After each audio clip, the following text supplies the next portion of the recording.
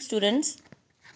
We have discussed about the end of relation with the princely states previously, uh, and the end of Mughals.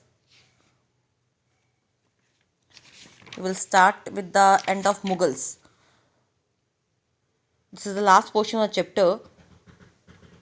Bahadur Shah II was tried for the treason by the military commission assembled at Delhi and exiled to Rangoon where he died in 1862 में बहादुर शाह जो थे to थे वो death हो गई उनकी और it mark the end of Mughal dynasty. उनको वहाँ पे बंदी बना लिया गया था, एक्साइल कर दिया गया था और तब मुगल डायनेस्टी जो थी वो ख़त्म हो गई थी। और उसके बाद ब्रिटिशर्स आ गए थे हमारे। Divide and rule policy, the policy of divide and rule वो introduce in the civilian population to also.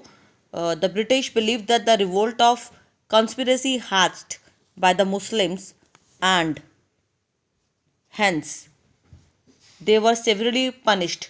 कि उनको जो था कि मुस्लिम ने कॉन्स्पिरेसी जो की है, रिवॉल्ट की, ये उनको स्ट्रिक्टली पनिश किया जाए। And they were discriminated against the public appointments and in the other areas. उन्होंने मतलब मना किया इनको, अब किसी भी पब्लिक एरिया में, इनको अदर एरिया में हम उनको डिस्क्रिमिनेट करेंगे अपॉइंटमेंट करने के लिए। लेटर ऑन वो डिवाइड एंड रूल पॉलिसी थी। This policy were reversed and the policy of appeasement और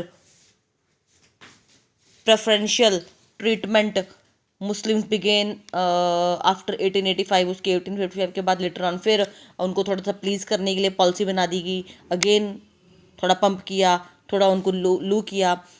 post mutiny period in India witness growing social distance between the Hindus and Muslim, जिसकी वजह से हिंदू और मुस्लिम में गैप पड़ना शुरू हो गया इस डिवाइड एंड रूल पॉलिसी की वजह से। क्या इफेक्ट पड़ा? Impact on economy. The eminence historian doctor B.C. Majumdar says that the extension of East India Company rule brought in grave economic perils for the India. India was turned into a typical colonial economy, exporting raw material and importing finished goods. Export raw material करती थी cheap amount पे, महंगे amount पे finish goods खरीदती थी, इसलिए India की जो इकोनॉमी थी टोटली शटर हो गई थी वो। ठीक है, दस India became a dumping ground of the British manufacturers and also an inexhaustible field for the investment of capital.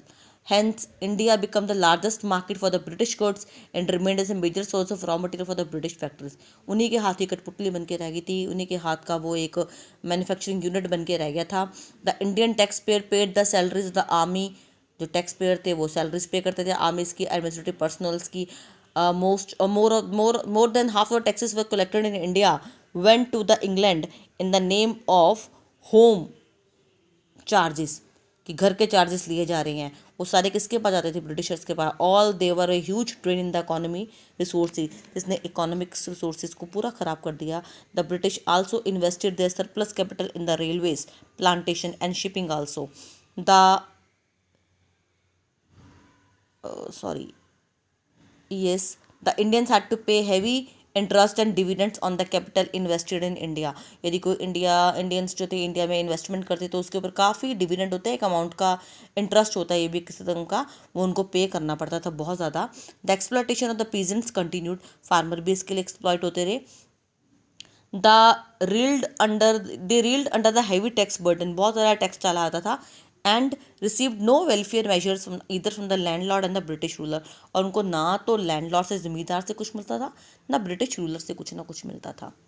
Last है nature of the revolt. Revolt हुआ क्यों? Historians have describe the nature of the rebellion of 1857 in the various way. Some of them is discussed here. Some call it just a spy mutiny in which spies were come together and revolt against the British।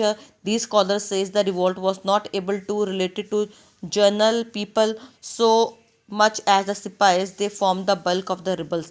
कई कहते हैं जो उनका divide and rule policy sepoy mutiny पे थी, उसकी वजह से ये सब कुछ हुआ। मोस्ट ऑफ द स्पाइस ने उनको बल्क में उनको रेबल कर दिया। Some British historians also view the revolt of the Hindu Muslim के वजह से, कॉन्स्पिरेसी की वजह से रिवॉल्ट शुरू हुआ ब्रिटिशर्स के अगेंस्ट, ये बात नहीं मानी जाती है। However nationalist like V.D. Savarkar in his book The Indian War of Independence saw the revolt as the first war of independence against the foreign subjection. The scholars felt that the revolt highlighted the discontentment of the Indians among the foreign rule, कि उनके मन में उनके प्रति बहुत ही discontentment हो गई थी जो फॉरेनर्स ने, ब्रिटिशर्स ने रूल्स बनाए थे against Indians. As the result they fought bitterly to drive with the colonization from their homeland. वो चाहते थे कि यहाँ से भाग जाए बस होमलैंड से, ये हमारी धरती है.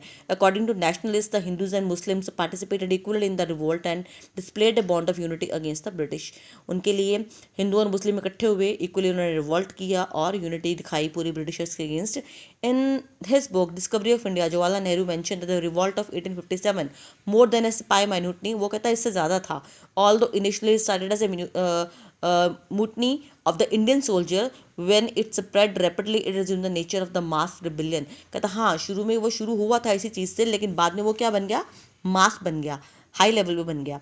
Thus the revolt passed the way for the rise of national movement and sacrifices made by the people as Rani Lakshmibai, Mughal Pandey, Tante Tope served as an inspiration for the later freedom fighters a challenge to British rule in India.